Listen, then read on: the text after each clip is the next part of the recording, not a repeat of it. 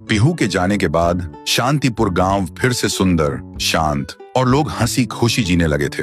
एक रात गांव में एक शादी हो रही थी। पूरा गांव शामिल था। सब धूमधाम से शादी मना रहे थे और तभी गुड़िया जमीन में लेटे हुए आती है और अचानक उठकर सीधा दुल्हन को खा जाती है। ये देखते ही लोगों के बीच में अफरा तफरी मच जाती है। कोई भागता है, कोई चिल्लाता है और वो गुड़िया खड़े होकर एक बच्चों जैसा गाना गाती है और फिर एक के बाद एक सबको मौत के घाट उतार देती है और फिर वो गायब हो जाती है।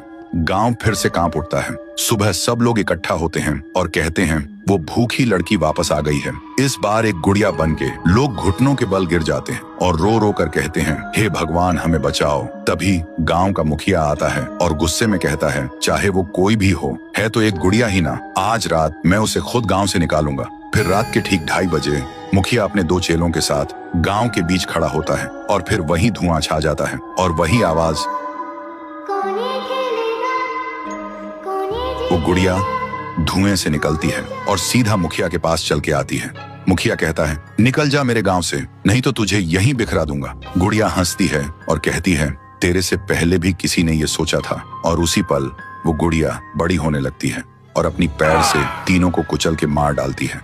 सुबह जमीन पे सिर्फ खून के धब्बे रह गए थे, लाशें जैसे हवा हो गई हो। लोग समझ गए ये कोई आम गुड़िया नहीं, इसके अंदर कुछ और ही शक्ति है। तभी गांव की एक बूढ़ी औरत कहती है, इस गुड़िया को हम गांव से नहीं निकाल सकते, इसे तो सिर्फ पीहू ही गांव से निकाल सकती है। फिर सभी लोग उसी जगह जाकर खाना रखते हैं और दिल से पीहू को पुकारते हैं, भूखी देवी वापस आइए, गांव को बचाइए। तभी जमीन से एक आवाज निकलती है पीहू, पीहू, पीहू, और मिट्टी से बनने लगती है पीहू। लोग चिल्लाकर कहते हैं, देवी हमें बचा लो। फिर रात होती है।